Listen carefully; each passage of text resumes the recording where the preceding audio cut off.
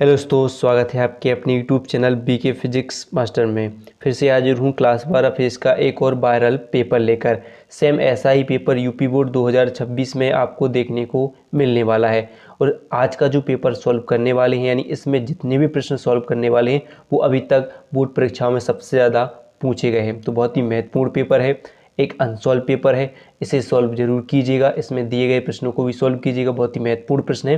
तो वीडियो को अंत तक जरूर देखिएगा, पसंद आए तो लाइक कीजिएगा, ज़्यादा से ज़्यादा हो सके शेयर कीजिएगा, नहीं हो सब्सक्राइब जरूर कीजिएगा।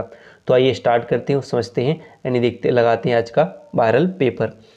तो देखिए, यहाँ पर आपको अनुक्रमांक भरना होगा, नाम भरना होगा, और जो आपको पेपर कोड नंबर होता है, पेपर नंबर होते हैं, सब दिया होता है। यहाँ पर 2026 है, सेम वैसा ही मॉडल पेपर मैंने आपको बनाकर लाया हूँ, जैसा सेम टू सेम आपको बोर्ड परीक्षा में जब बोर्ड परीक्षा 2026 में देखने को मिलने वाला है। समय आपको 3 घंटे 15 मिनट दिया होगा, पूर्णांक 70 अंक का होगा। नोट दिया होगा कि प्रारंभ में 15 मिनट परीक्षार्थी को प्रश्न पत्र पढ़ने के लिए निर्धारित होंगे, और इसमें कुछ निर्देश दिए होंगे। इसमें पहला निर्देश होगा, सभी प्रश्न अनिवार्य हैं। इस प्रश्न पत्र में 5 खंड होंगे, खंड आ, बा, सा और या। ठीक है, तो 5 खंड होंगे। और तो खंड आ में बहुविकल्पीय प्रकार के प्रश्न होंगे, प्रत्येक प्रश्न 1 अंक का होगा। खंड बा में अति लघु प्रकार के प्रश्न होंगे, प्रत्येक प्रश्न 1 अंक का होगा।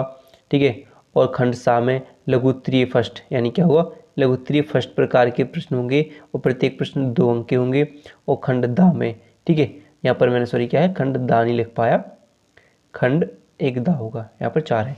तो खंड दा में लघु सेकेंड प्रकार के प्रश्न होंगे, प्रत्येक प्रश्न इसमें 3 अंक के होंगे। और खंड या में विस्तृत उत्तरीय प्रश्न होंगे, प्रत्येक प्रश्न 5 अंक के होंगे।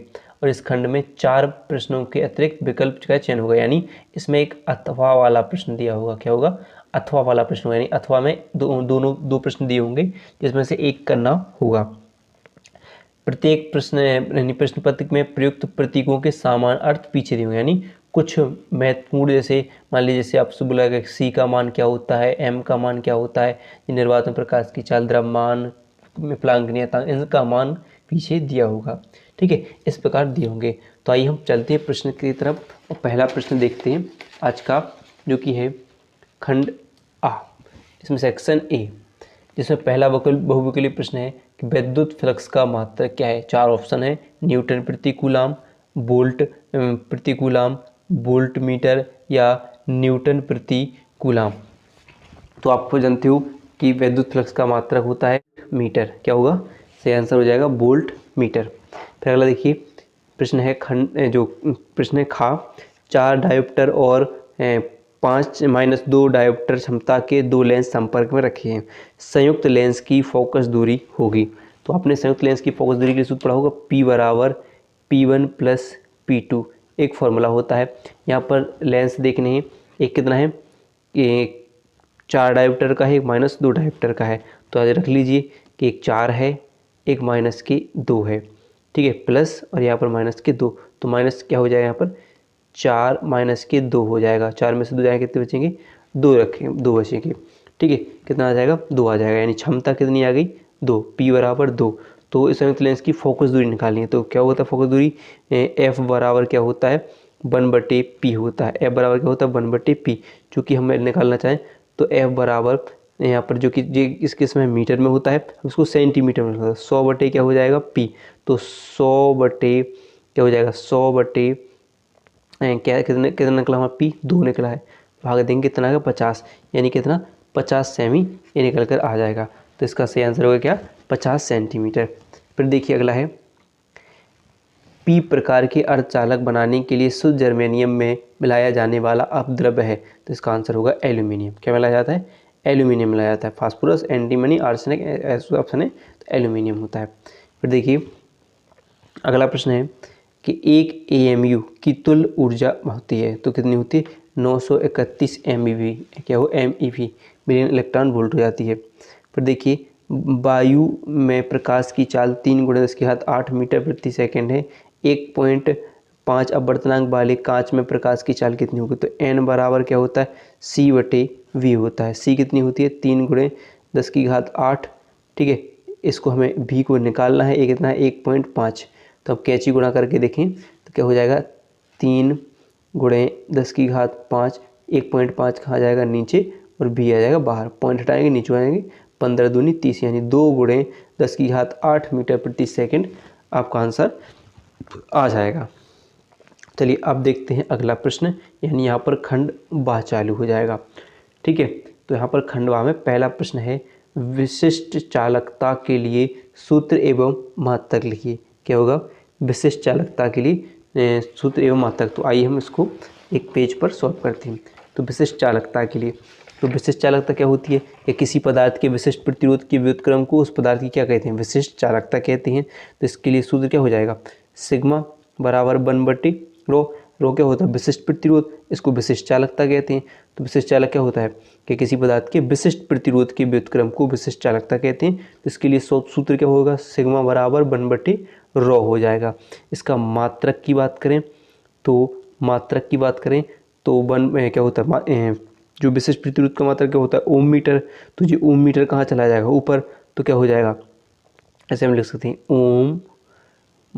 ओम मीटर इनवर्स हो जाएगा। ठीक है, ऐसे हम लिख सकते हैं, इसका मात्रक हो जाता है। तो ये आपका ये हो जाएगा का वाले का आंसर हो जाएगा। ठीक है, प्रश्न नंबर 2 के का आंसर हो जाएगा। फिर क्या है? 2 सीधे समांतर अनंत लंबाई के धारावाही चालकों के प्रत्येकांक लंबाई पर, आगे देखते हैं। वीडियो पसंद आ रही हो तो लाइक जरूर कीजिएगा। लंबाई पर लगने वाले बल का व्यंजक लिखिए। तो आइए समझते हैं। तो क्या होता है? खा वाला। तो क्या हो जाता है इसका आंसर? कि F/L, प्रत्येकांक लंबाई पर लगने वाला बल क्या होता है? F/L बराबर क्या हो जाता है? जो आपका μ0/2 पाई इंटू I1 I2/R हो जाता है। ये दो समांतर धारावाही तारों के बीच लगने वाले बल का व्यंजक हो जाता है। इसको आपको लिख लेना है। फिर देखिए अगला क्या है? 10 ओम प्रतिरोध तथा 10 हेनरी प्रेरकत्व की एक कुंडली 50 वोल्ट की बैटरी से जुड़ी है। कुंडली में संचित ऊर्जा का मान होगी। बहुत ही इंपॉर्टेंट है। ये प्रश्न पहले पूछे जा चुके हैं, तो हम इनको अच्छे तरीके से सॉल्व करने वाले हैं। हो सकता है इसी प्रकार से अगले प्रश्न कोई और बन जाए। तो देखिए एक न एक प्रश्न इस चैप्टर से प्रेरकत्व या वाले चैप्टर से जरूर बनता है। तो देखिए क्या देख रहे हैं, क्या दिया है पहले वो 10 ओम, यानी आर कितना दे रहे हैं? 10 ओम हो गया। ठीक है, एल कितना है? 10 हेनरी। ठीक है, और वोल्ट 50 वोल्ट की बैटरी से जुड़े हुए हैं, यानी आपको भी का मान कितना दे रहे हैं? 50 वोल्ट। बैटरी जुड़ी, कुंडली में संचित ऊर्जा यानी यू हमें निकालना है। तो आइए देखते हैं। तो कुंडली में संचित ऊर्जा के लिए सूत्र क्या हो जाता है? कि U बराबर 1/2 Li² हो जाता है। क्या हो जाता है? U बराबर 1/2 Li² होता है। लेकिन यहाँ पर I तो दिया नहीं है, तो हम एक सूत्र से निकाल लेते हैं। तो हमने क्या पढ़ा है कि I बराबर क्या पढ़ा है? V/R, यानी ओम का नियम पढ़ा है। तो या फिर धारा की खुद परिभाषा से पढ़ा है। तो 50 बट्टे क्या हो जाएगा? R कितना है? 10। तो काट देंगे, कितना आ जाएगा? 5 एम्पियर आ जाएगा। तो हम यहाँ पर सूत्र में रखते हैं U बराबर 1/2, L कितना दिया है? 10। L कितना दिया है? 10 और I कितना आ गया? 5 का स्क्वायर यानी 25। 5 का स्क्वायर कितना हो गया? 25। तो हम इसको काटेंगे 2 से 50, 10 को तो 5 बार करें, 25 का 1 में गुणा करेंगे तो 25 पंचे 125 जूल। 125 जूल आंसर आ जाएगा आपका। ठीक है, आइए हम अगला प्रश्न देख लेते हैं। फिर क्या है? हाइड्रोजन के प्रथम बोर कक्षा की त्रिज्या 0 पॉइंट कितनी है? 53 अक्षांश है। ठीक है, तो तृतीयक बोर कक्षा की त्रिज्या ज्ञात कीजिए। तृतीयक बोर कक्षा की त्रिज्या ज्ञात कीजिए। तो देखिए एक सूत्र होता है NB कक्षा की त्रिज्या निकालनी है अगर, तो इसके लिए सूत्र होता है कि NB कक्षा के लिए RN, और हम मान लेते R1 गुणे N का स्क्वायर हो जाएगा। ठीक है, तो यहाँ पर क्या दे रहे हैं कि प्रथम बोर कक्षा की त्रिज्या कितनी है? 0.53 एंगस्ट्रॉम अक्षांश है। तो आइए हम देख लेते हैं। तो R1 कितना दे रहे हैं? 0.53। और कौन सी कक्षा के लिए? तृतीय कक्षा के लिए। किसकी बात कर रहे हैं? इसमें प्रथम बोर कक्षा के लिए तृतीय पूर्व कक्षा के लिए, किसकी? तृतीय पूर्व कक्षा की। तो n कितना दे रहे हैं? 3, तृतीय पूर्व कक्षा 3 का स्क्वायर हो जाएगा, ठीक है। तो हो जाएगा 0.53 गुणे 9 हो जाएगा, और जब हम 9 का गुणा इसमें कर देंगे तो कुछ 4.77 एंगस्ट्रॉम निकल कर आपका आंसर आ जाएगा। तो आइए अगला प्रश्न देख लेते हैं। अगला है क्रांतिक कोण किसे कहते हैं। तो आइए हम क्रांतिक कोण की परिभाषा लिख सकते हैं। क्रांतिक कोण क्या कहलाता है? तो क्रांतिक कोण क्या होते हैं कि सघन माध्यम में क्या हो जाएगा? सघन माध्यम में वह आपतन कोण जिसके लिए विरल माध्यम में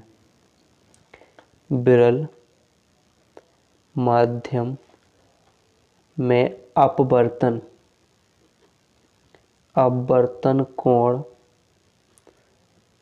समकोण के बराबर हो जाता है, उस सघन माध्यम का कहलाता है, सघन माध्यम का क्रांतिक कोण। सघन माध्यम का क्रांतिक कोण कहलाता है, क्रांतिक कोण कहलाता है, ठीक है, क्रांतिक कोण कहलाता है। इतनी बात क्लियर है? तो याद हो जाएगा कि सघन माध्यम में वह आपतन कोण जिसके लिए विरल माध्यम में अपवर्तन कोण समकोण के बराबर हो जाता है, क्या कहलाता है? क्रांतिक कोण कहलाता है। फिर अगला प्रश्न देखिए, वैद्युत चुंबकीय प्रेरण में लेंज के नियम। तो लेंज का नियम होता क्या है? लेंज के नियम किसी वैद्युत चुंबकीय प्रेरण में प्रेरित विद्युत वाहक बल तथा प्रेरित धारा की दिशा सदैव ऐसी होती है कि वह उसी कारण का विरोध करते हैं जिससे वह स्वयं उत्पन्न होती है। कि अगर किसी क्या लिखोगे कि किसी वैद्युत चुंबकीय परिपथ में क्या लिखिए? वैद्युत चुंबकीय परिपथ में उत्पन्न प्रेरित धारा की दिशा सदैव ऐसी होती है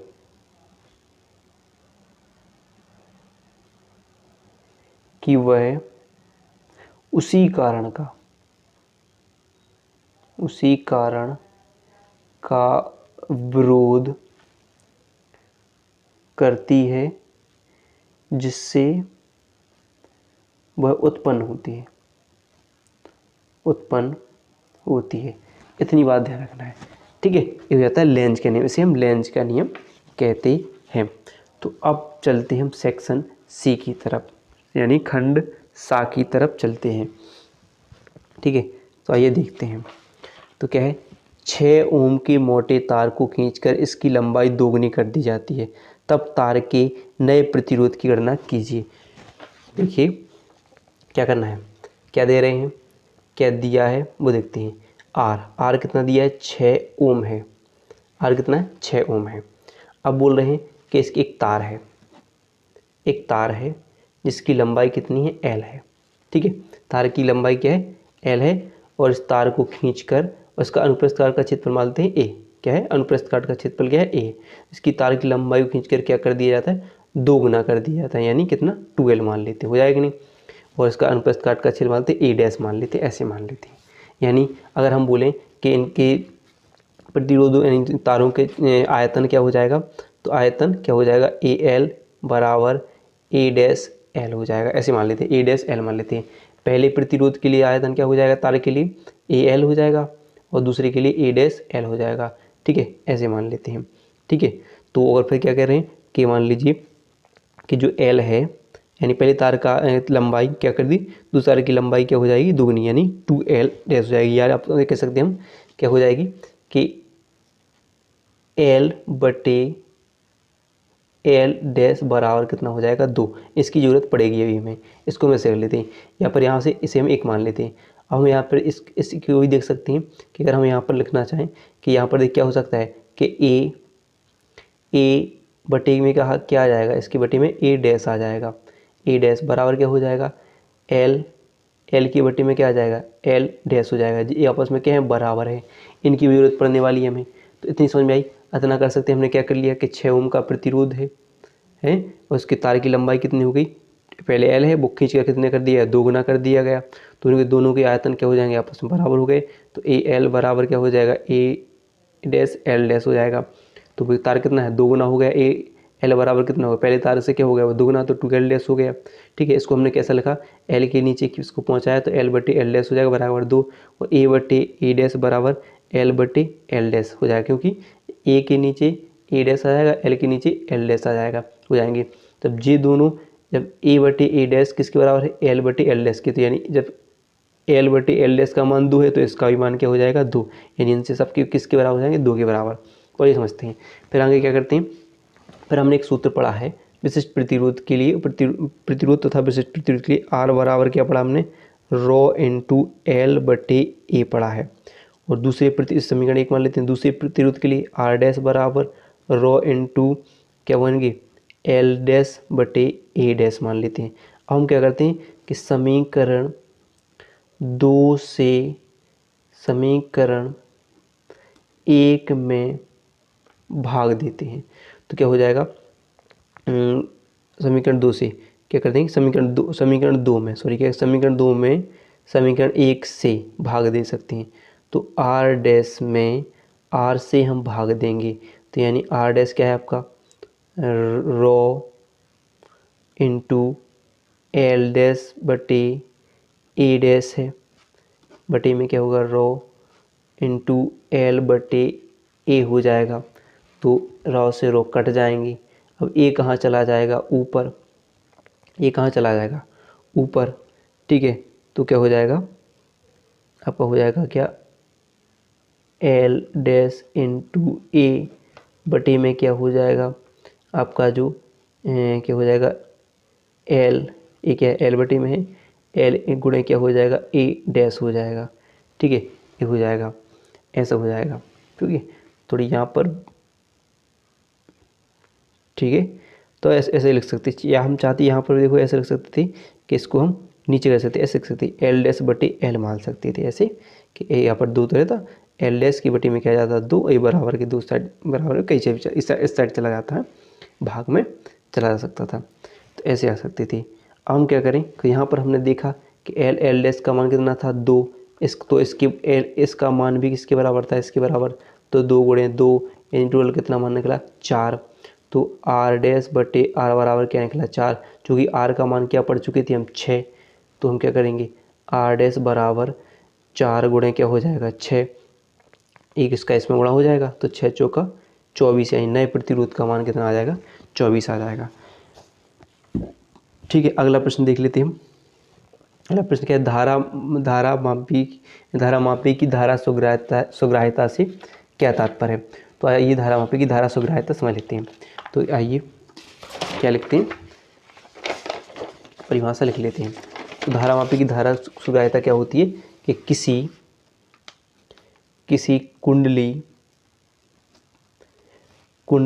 में एकांक क्या होगा, किसी कुंडली में एकांक धारा के लिए उत्पन्न विक्षेप धारा मापी की धारा सुग्राह्यता कहलाता है। ठीक है, इसको ध्यान रखना। इसे हम एस आई से प्रदर्शित कर सकते हैं। इसके लिए सूत्र होता है एस आई बराबर 5/I होता है, या हम इसके लिए एक और सूत्र बन जाता है, इसको हम फिर बाद में एक आध बार सोल्व करेंगे। एस आई बराबर NAB/C हो जाता है। ए क्या हो जाता है, धारा मापी की धारा सुग्राह्यता के लिए सूत्र हो जाता है। ठीक है, फिर अगला प्रश्न देख लीजिए, क्या है कि किसी प्रिज्म के अल्पतम विचलन कोण क्या होगा, किसी प्रिज्म के अल्पतम विचलन कोण तीसन से प्रिज्म के प्रथम अपवर्तक पृष्ठ पर अपवर्तन कोण तीसन से प्रिज्म की पदार्थ का अपवर्तनांक ज्ञात किया। आइए देखते हैं तो क्या क्या दे रहे हैं वो देख लेते हैं। तो पहले क्या लिख रहे हैं कि किसी प्रिज्म की अल्पतम विचलन कोण क्या होगा, अल्पतम विचलन कोण, जिससे हम लिख सकते हैं कि डेल्टा एम कितना दे रहे हैं, 30 अंश दे रहे हैं। ठीक है, अपतन विचलन कोण। और अपवर्तन कोण, अपवर्तन कोण क्या होता है, आर।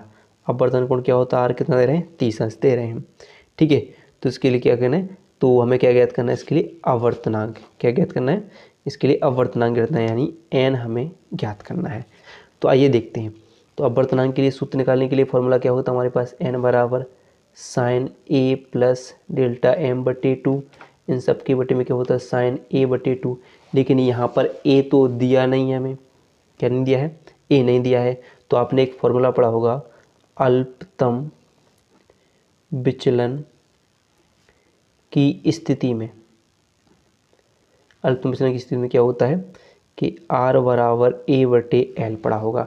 जब हम प्रिज्म के इस फॉर्मूले के सूत्र को सिद्ध करते हैं तब ये आता है। तो यहाँ पर क्या हुआ, आर कितना दे रहे हैं, 30 अंश। तो 30 अंश बराबर ए बटे 2, बटे में एक माने कैंची गुणा करेंगे, 30 दूनी कितना हो जाएगा, 60, यानी ए बराबर आ जाएगा 60 अंश। तब हम इस फॉर्मूले में इसको रख सकते हैं, यानी एन बराबर साइन ए कितना निकला, 60 अंश, और बाकी ये कितना है, 30 अंश बटे 2 साइन 30 अंश बटे 2।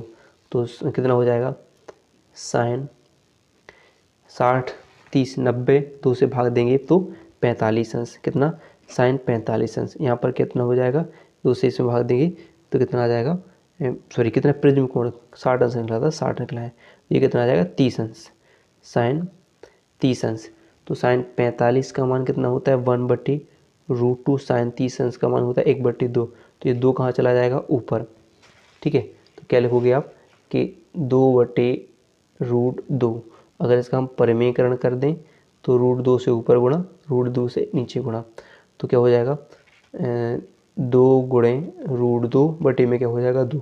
2 से 2 कट जाएंगे, √2 आ जाएगा। √2 का मान 1.414 होता है, निकल कर आ जाएगा, यानी n का मान 1.414 निकल आएगा। ठीक है, इस प्रकार। अब क्या है, परमाणु द्रव्यमान मात्रक की परिभाषा दीजिए, इसका मान kg तथा MeV में व्यक्त कीजिए। तो परमाणु द्रव्यमान मात्रक क्या होता है, तो पढ़ा है कि एक परमाणु द्रव्यमान मात्रक क्या होता है, एक परमाणु द्रव्यमान मात्रक यानी AMU कार्बन परमाणु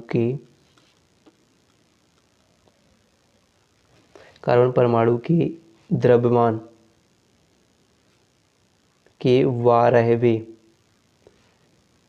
भाग के बराबर होता है। क्या होता है, एक परमाणु द्रव्यमान मात्रक कार्बन परमाणु के द्रव्यमान के 12वें भाग के क्या होता है, बराबर होता है। यानी एक AMU किसके, 1/2 कार्बन परमाणु, यानी कार्बन 6 परमाणु क्रमांक 12, यानी परमाणु क्रमांक 6 परमाणु भार 12 क्योंकि एक परमाणु का द्रव्यमान के बराबर होता है। तो इसका अगर हम बात करें AMU में, इसका मात्रक मान कितना होता है, तो 1 किलोग्राम में तो 1.66 × 10⁻⁻27 किलोग्राम होता है। और इसी का मान अगर हम 1 AMU में मिलियन इलेक्ट्रॉन वोल्ट में 931 MeV हो जाता है। इसको हम लिख सकते हैं। ठीक है, फिर यहाँ से देखिए आपकी लघुत्तरी, जो आपके यहाँ पर खंड 10 स्टार्ट हो जाएगी, लघुत्तरी सेकंड वाली। तो इसमें क्या है, विभव प्रवणता से क्या तात्पर्य है, विभव प्रवणता तथा वैद्युत क्षेत्र की तीव्रता में संबंध स्थापित कीजिए। यहाँ से आपको सिद्ध करना है, इम्पोर्टेंट प्रश्न है। अववाय वेग की परिभाषा, अववाय वेग तथा एवं विद्युत धारा में संबंध स्थापित करना है। मोस्ट इम्पोर्टेंट, वेरी इम्पोर्टेंट प्रश्न है। फिर क्या है, फैराडे के विद्युत चुंबकीय प्रेरण संबंधी नियम, दोनों नियम, एक तो भी हमने लेंज का नियम बता चुके हैं। ठीक है, उसको कर लेना है। फिर वर्ण विक्षेपण से क्या तात्पर्य, वर्ण विक्षेपण क्षमता के लिए सूत्र निगमित कीजिए। वेरी वेरी इंपॉर्टेंट है, अभी तक जो बोर्ड परीक्षा में सबसे ज़्यादा पूछे गए हैं वही प्रश्न है। पूर्ण दृष्टिकरण की क्रियाविधि को समझाइए, इंपॉर्टेंट है, एक ना एक प्रश्न जरूर बनता है PN संधि डायोड वाले चैप्टर से। चुंबकत्व के परमाणु मॉडल की व्याख्या, मैक्सवेल की वैद्युत चुंबकीय तरंग सिद्धांत की व्याख्या करने के लिए पूछ लिया जाएगा, इसको जरूर तैयार कर लेना है, इम्पोर्टेंट है। फिर देखिए अगला देखते हैं, अगला है तरंगों के संपूर्ण तथा विनाशी व्यतिकरण की शर्तों के लिए बताना है। फिर है प्रकाश वैद्युत प्रभाव, बहुत ही इम्पोर्टेंट प्रश्न है। फिर अभी हमने देखा है कि दो समांतर धारावाही स्तंभ चालकों के बीच लगने वाले बल का सूत्र स्थापित करना है, तो हमने सूत्र अति लघु में लिखवा चुके हैं। इसको सिद्ध करने के लिए पूछ लिया जाता है। पिछले साल 2025 में ये प्रश्न पूछा जा चुका है, तो इसको तैयार कर लेना है। तो ऐसा ही बना था पेपर कि 1 एम्पियर की परिभाषा भी साथ में पूछ ली गई थी। किसी समांतर प्लेट संधारित्र की धारिता का व्यंजक लिखना होगा जब इसके दोनों प्लेटों के बीच परावैद्युत पदार्थ रखा हो। ये बहुत ही इम्पोर्टेंट है। एक समांतर प्लेट संधारित्र की धारिता के लिए भी अकेला पूछ लिया जा सकता है। फिर क्या है, एक आवेशित लंबे तार के निकट वैद्युत छेद की तीव्रता का व्यंजक सदिश रूप में लिखिए। इम्पोर्टेंट है।